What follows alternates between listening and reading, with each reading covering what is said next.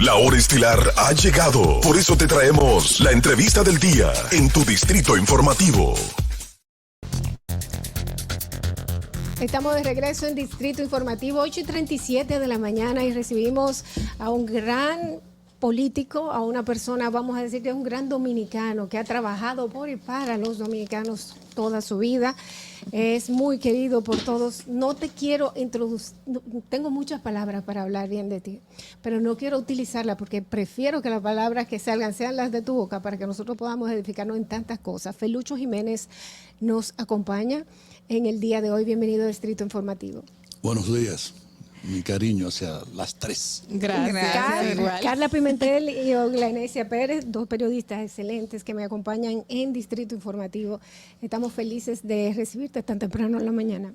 Y sobre todo porque traes un libro que a mí en lo particular, nosotros que aquí siempre estamos hablando del tema de lo que tenemos hoy día, la música que estamos teniendo hoy día, la dominicanidad que hemos sentido que se ha perdido por toda esta ola que estamos teniendo, y que entiendo que falta resaltar esos aspectos de nuestra propia cultura. Me parece muy interesante lo que usted nos trae, y si nos puede abundar un poquito al respecto. Antes de hablar de otros temas de políticos, sí, yo tengo que aprovecharlo. Yo preferiría hablar solo de esto. Pero no te vas a salvar. No te vas a salvar. Miren, yo desde muy niño fui amante de la música y lo fui hasta por carácter casi obligatorio. Sí. Mis padres, cuando yo tenía 4 años, se mudaron a la finca de papá. Papá era arrocero y entonces se mudaron a la finca por razones X. Y como ya yo entraba en edad de comenzar a ser alfabetizado, me quedé a vivir 2 años en la casa del hermano mayor de mi padre. Y sus hijos, mis primos, el que menos me llevaba como 14 años. Oh, wow. Sí, porque había una gran diferencia de edad entre tío Manuel, que era el hermano mayor de los abuelos paternos, y mi padre, que era el menor. Y me imagino que ellos, siendo más grandes, ya estaban enamorados y sufrían y se amargaban cuando yo era un muchachito de carajo de 4 años. Ay. De manera que yo, antes de aprender el catecismo, aprendí la canción Historia de un amor. Ay, Dios mío. Pero este trabajo... Que amaba mucho, y entonces me ponían esa canción noche por noche. Este es un trabajo que vienes haciendo desde hace mucho tiempo por la cultura, desde turismo. Yo pensaba que era un poquito después, pero en realidad es desde turismo, desde que fuiste ministro de Turismo, haciendo trabajo para la cultura y para que se conozca las raíces, y compositores y también artistas que quizás no son tan conocidos, pero son importantes. Sí, mira, yo tengo una visión que no es mía, es una visión generalizada entre personas que aprecian que la formación de un niño debe de ser una formación integral. Mi crítica, por ejemplo, a la ley del 4% que se le asignó a la educación preuniversitaria, para mí un gran disparate, porque marginaron la cultura y marginaron la educación física. Pero entonces, ¿el 4% o la forma de aplicación? No. La ley establece que eso lo administra educación para el sistema escolar preuniversitario. Sí. Esa es la realidad. Y entonces, ¿dónde está el financiamiento de las escuelas de Bellas Artes? Sí. ¿Dónde está eso? ¿Dónde está la formación cultural del niño? ¿Dónde está la educación física? ¿Dónde está el financiamiento pero no para se supone campo que serían integrados? Yo creo que se está trabajando ya para modificarla y ampliar el marco de acción de esa ley. Eso es lo que daría al niño y al adolescente una formación integral. ¿Qué pasa? Dentro de la cultura, la música dominicana, la música en República Dominicana juega un rol esencial, fundamental. De todas las bellas artes, es en la música donde el pueblo dominicano mejor se expresa y donde, además, donde más se ha distinguido. Que es importante para el desarrollo intelectual, para el desarrollo motriz, para para la coordinación de las ideas. La música siempre ha sido muy importante, igual que la gasolina. para moverse, la movilidad de la gasolina. Usted emitió un comentario recién con la modificación o la solicitud de la modificación de la ley de hidrocarburos. Me va a sacar el campo de la música. Volvemos ahora a hablar. Volvemos ahí. No, pero yo quisiera redondear la cosa. Ok. En realidad, de todas las artes, si nosotros pensamos en el teatro, ¿qué papel ocupa el teatro dominicano, el drama, la dramaturgia dominicana en el campo universal? No existe. No existe. Hemos tenido aquí autores, incluso de los primeros dramaturgos dominicanos fue un hijo de Lilis, del presidente del dictador, Ulises Heró. Sí. Y así tú has tenido Máximo Vilés Blonde, Iván García y un largo etcétera. No muy largo etcétera. No muy largo. Pero no ha pesado en el campo internacional dentro de la literatura, ni siquiera el género de la cuentística, en el que hemos tenido nosotros el máximo representante nuestro, que fue Juan Bosch, en el género del cuento. Mucho más difícil que la novela. Bueno, y si entramos en los novelistas nos perdemos también. Entre los poetas hemos tenido más poetas, tuvimos poetas vinculados a gente como Rubén Darío, por ejemplo, y entonces pero eso es poco. Pero la música dominicana... Un ejemplo fue don Johnny Ventura. Pero estamos ahora hablando de lo moderno, no con Johnny Ventura. Imagínate, cuando Johnny muere hasta en Tokio. Exacto. Exactamente. Su fotografía. Señor Felucho, esa falta de inversión hacia la educación de cultura, o sea, cultural, la artística, influye en que la mayoría de nuestros representantes jóvenes de la música canten dembow, canten ese tipo de Por supuesto, canciones. mi vida, mira, la Orquesta Sinfónica Nacional, el Conservatorio Nacional de Música, surgieron en los inicios de la década del 40 del siglo pasado. Gobernaba Trujillo. Exacto. Trujillo desarrolla academias de música en el país entero, bandas de música en el país entero. La democracia dominicana puede tener algunas cosas de las que podemos sentirnos orgullosos, pero también tiene aspectos de los que tenemos que deplorar y llorar. Porque a mí no me gusta resaltar estas cosas. Yo quisiera que fuese la democracia cuando florecieran esas escuelas de música, esas escuelas de bellas artes, etcétera, pero desgraciadamente no ha sido así. Hoy en día, ¿cuántas bandas municipales quedan? ¿Cuántas academias de música quedan? Yo me entrevisté para la publicación de ese libro, visité al director de Bellas Artes. Ustedes sabían que Bellas Artes, por lo menos en ese momento, septiembre del año pasado, no tenía ni vehículo. Entonces, ¿cómo puede un director general de Bellas Artes supervisar las academias de Bellas Artes si no tiene un medio para trasladarse ciudad por ciudad, etcétera, etcétera, para verificar si realmente funcionan y qué nivel de funcionamiento tiene? Bueno, el tema de los contratos de los profesores, que ni siquiera se le estaban pagando tampoco. Yo le puedo dar decir muchas cosas, pero en esa conversación le pregunto yo, ¿cuántas academias de música hay? Me dijo que creo que eran 23. Y le dije, La Vega está dentro de ella, por supuesto. Bueno, tú ves, yo soy vegano. La Academia de Música de La Vega es un espacio físico que hay en una segunda planta de un edificio de oficinas públicas frente a la gobernación, en donde en ese espacio físico no hay ni maestros, ni alumnos, ni instrumentos mucho musicales. menos instrumentos. ¿De qué academia tú me estás hablando? Yo entiendo que ahí tenemos un problema muy grande, pero tenemos otro que nosotros tenemos que hablar de él. Yo sé que tú estás retirado de la política. Hay cosas muy importantes que necesitamos que nos ayudes a aclarar, como por ejemplo, cuando el presidente habló de Petrocaribe, que si tuviera un Petrocaribe en este momento, quizás él no tuviera la presión para subir los combustibles. Esto es una realidad. Si él no tuviera un Petrocaribe, él pudiera manejar el precio de los combustibles para nosotros los dominicanos. Yo pienso que ese es un tema sobre el que se ha caminado bastante y se han esclarecido muchas cosas. Sí. Yo mismo estuve en un programa recientemente en CDN y decía que Petrocaribe no implicaba precio preferencial del petróleo. ¿Y qué implicaba para la derivados. República Dominicana el Petrocaribe lo único que significaba era que cuando el precio pasaba de tal nivel a tal otro nivel, y bueno, habían varios niveles, varias escalas, y el porcentaje que financiaba el fiado de ese crudo y de esos derivados que se le compraban no solo a Venezuela, hay que aclarar eso, ¿verdad? Venezuela se le suplía hasta el año 16, el 2016 probablemente el 60% o el 65% del crudo que procesa la refinería. El resto venía de México.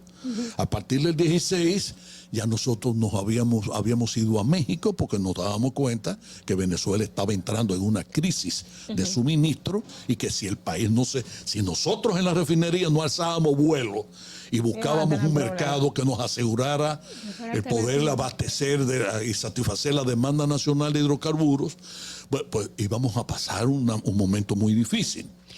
Pero me fui a México con el gerente y el director de mercadeo. Y nos fuimos allá y negociamos con México que efectivamente, y pusimos un plazo, México pasara a sustituir totalmente el petróleo que venía de Venezuela. Pero el tener ese precio de que no en el momento si sobrepasaba el monto, te lo financiaba, ¿no era como una forma de apalancar, de no aumentarle los costos directamente a la población? No tiene nada que ver con eso. Naturalmente fue una gran ayuda en el sentido de la balanza de pagos. Al darnos un crédito a mediano y largo plazo de la factura petrolera, que en algún momento eran varios miles de millones de dólares, no era una cosa pequeña, ¿verdad? Bueno, y entonces que se postergaba el pago de la totalidad de ese crudo y de esos derivados de los que venían de Venezuela, pues la refinería siempre compra por licitaciones internacionales. No estábamos atados a comprar a Venezuela. Nosotros le comprábamos incluso poca gasolina y poco diésel y no le comprábamos gas licuado, el GLP. Porque lo vendían incluso la mayor parte de las veces más caro que otros suplidores. Pero entonces, si no habría un beneficio para reducir los costos, ¿por qué preferir a Venezuela y no al otro mercado? O sea, al final no influía en ese monto. ¿A qué te estás refiriendo? En el tema del costo del combustible. Si al momento de aplicar el precio no iba a tener como ese impacto, ¿por qué financiarlo a largo plazo si no sería? No, espérate, que vamos a aclarar eso. Tú me has puesto a mí como una especie de sancocho de hidrocarburos. Ok, vamos a aclararlo, que fue como lo percibí. ¿De qué depende el precio de la gasolina en República Dominicana y de los demás derivados? ¿De qué?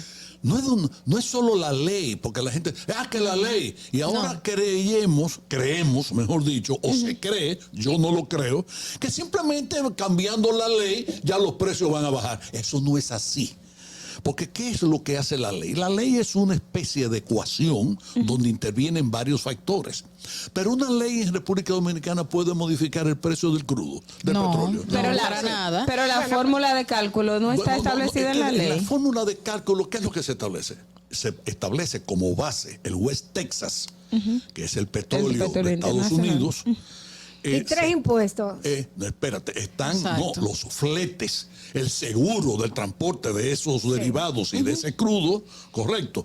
Entonces está también lo relativo a los márgenes de beneficio y de comercialización de los derivados del petróleo, que van desde los detallistas, que son las estaciones de gasolina, hasta los grandes distribuidores, que son las grandes marcas que el país conoce, ¿correcto? Bien. Y por último están los impuestos. Entonces tú dices, si no pueden alterar el precio del petróleo, ni del seguro, ni de los fletes, etcétera, etcétera, ¿qué es lo que pueden alterar? ¿Le van a cambiar el margen de comercialización a los distribuidores? Lo dudo realmente. ¿Por qué? Bueno, porque si tú le dices al gasolinero, mira, tú en lugar ahora de ganarte tantos centavos o pesos por galón de gasolina, en lugar de ganarte N, tú te vas a ganar N menos lo que tú quieras, ¿qué tú vas a encontrar? Pero si eso es en beneficio de la población. Pero como empresa te vas a encontrar una resistencia, tienes toda la razón. Claro. Y el otro elemento de los impuestos. Perfecto, el gobierno pudiese prescindir. Hay 2 tipos de impuestos. Hay un impuesto que es fijo, hay otro impuesto que es ad valorem, que es relativo al valor. El impuesto que es fijo, como su término lo indica, es fijo. No importa que el petróleo esté a $100 o a $60 el barril, eso es fijo. Ahora, el impuesto al valor Ese sí va a depender, mientras más alto es el valor, mayor la recaudación por ese impuesto. Entonces, ahora, mi pregunta es, ¿ustedes creen que en medio de la situación económica que vive el país y de la situación fiscal del propio gobierno, va a renunciar el gobierno a esos impuestos? Yo entiendo que no le conviene. Dudarlo, ni creo que le convenga. Yo creo que no le conviene, pero hay que hacer algo con los combustibles. Bueno, mi vida, imagínate tú, si yo te digo que Venezuela, que debe estar produciendo ahora mismo, ha bajado muchísimo por la ineficiencia con la que se está dirigiendo ese país y de manera particular como ha manejado su propia industria petrolera, anteriormente riquísima y ahora no es que no produzca riqueza. De hecho, es el petróleo el que sostiene el gobierno venezolano. Pero aún Venezuela, aún Arabia Saudita, aún los Emiratos Árabes, aún países productores como Rusia, y no pueden alterar el precio por sí solos. Entonces, ¿tú que va a alterarlo este gobierno dominicano de esta media isla que es la República Dominicana, que debe estar consumiendo el 0.0000001 del petróleo que se consume del mundo? La visión futura de lo que puede pasar con los precios de los combustibles, desde su punto, señor Felucho, ¿cuál es? Mira, lo primero es que hay que entender, y la población debe entenderlo aunque nos duela, ¿verdad? Porque todos pagamos las consecuencias de que el petróleo suba y de que el flete ha subido y ha subido porque por razones incluso que tienen que ver mucho con la propia pandemia que azotó sobre todo en el año pasado, bueno, desde el 20, desde abril o mayo del 2020 y todavía hasta la fecha. Hay una cantidad de industrias que están realmente afectadas por eso. Comencemos a hablar, por ejemplo, de los automóviles, camiones, camionetas, autobuses, etcétera. ¿Qué pasa? Ay, no es que están caros, es peor. Es que en realidad hay vamos a ver, un desabastecimiento de materias primas fundamentales para el desarrollo de la industria automotriz que al haber un cúmulo de furgones que no se pueden trasladar con la misma facilidad con la que se trasladaban antes, afectan esa industria. Esas carencias, esa ausencia de un suministro adecuado afecta a todo y lo trastorna todo. Yo por eso insisto mucho, cuando a mí me preguntan ¿cómo tú evalúas la situación actual? Yo siempre parto de un principio. Hay cosas en la vida que no tienen nada que ver ni con la voluntad de un gobierno, ni con la voluntad de un presidente. Porque a mí, ¿quién me dice que hubo un presidente, cualquiera que sea su nombre y apellido, y cualquiera que sea el partido que lo haya llevado al poder, que él quiere lo malo para el país? Yo no lo creo. Hay presidentes que son más capaces que otros, eso sí.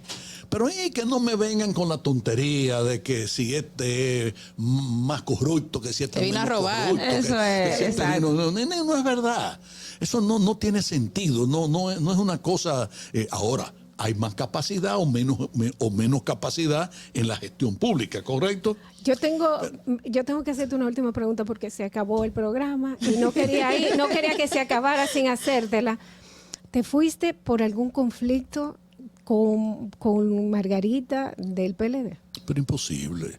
La gente vive hablando bobería. Y así han dicho que si yo le tengo problemas con Leonel Fernández. Eso es lo que dice. Disparate. Aquí se llevan mucho de redes que desinforman.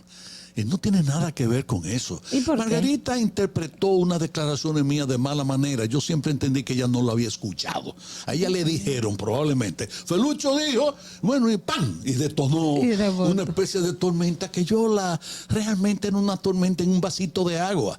Margot y yo nos queremos muchísimo. Y yo te puedo enseñar fotografías de los últimos encuentros que tuvimos. Y ¿Usted cree que ella es la candidata ideal para el PLD? No. Tú me estás planteando una cosa ok. Pero yo ahora te digo, yo no estoy ni con Margarita ni con ninguno. Yo no me he identificado con ningún precandidato en el PLD. Y yo no me he ido, Dolphy, del PLD. Yo me fui del comité político. Yo pasé ya demasiados años en la actividad política y soy un enamorado de que hay que darle paso a las nuevas generaciones. Yo tengo un hijo, Juan Ariel Jiménez, es brillante, que fue apenas cumpliendo los 34 años, ministro de economía y que actualmente está haciendo su segundo posgrado. El primero lo hizo en Harvard, en Estados Unidos, ahora está en la Universidad de Londres. Y bueno, ya ese ya, que me sustituya a ese, porque como yo soy hijo de campesino, yo aprendí a ver a mi padre, que también sembró, entre las muchas cosas que sembró, el plátano, y ver que cuando ya el racimo, la mata de plátano padre, o madre, como ustedes le quieran llamar, dio su racimo, el campesino lo corta para darle chance a que los hijos crezcan y sigan produciendo plátano. No creen los guineo, presidentes eternos. Todas son musáceas. Bueno, pues perfecto. Yo también creo que eso debe aplicarse no solo a la política. Lo que pasa es que en este país vivimos atados a los buenos, más a los malos ejemplos que a los buenos ejemplos de Juan Bosch y de Balaguer. Aquellos no cogían vacaciones. Los presidentes estos no quieren coger vacaciones. Yo quiero un presidente que coja vacaciones. Yo no quiero presidentes cansados. Yo quiero presidentes que descansen un día a la semana para que reflexionen qué están haciendo bien y qué están haciendo mal. Yo quiero un presidente que coja, porque hasta el Papa coge vacaciones. El presidente de los Estados Unidos y de China, Putin, coge vacaciones. Lo de aquí no. Lo de aquí, el empeño es Claro, el presidente siempre. Vamos a traerlo, Felucho, para una próxima. Esto ya no da tiempo para más y usted tiene mucho por tela por donde cortar. Así que vamos a tenerlo para una próxima, sí. Es una pena que el tiempo corra, cuando tenemos unos invitados como eso. Felucho, estoy inmensamente agradecida a que hayas respondido a nuestro Yo muy complacido de haber llamado. Compartido con ustedes. Gracias. A ustedes mañana la cita a las 7 de la mañana en punto en Distrito Informativo. Un abrazo. Distrito Informativo.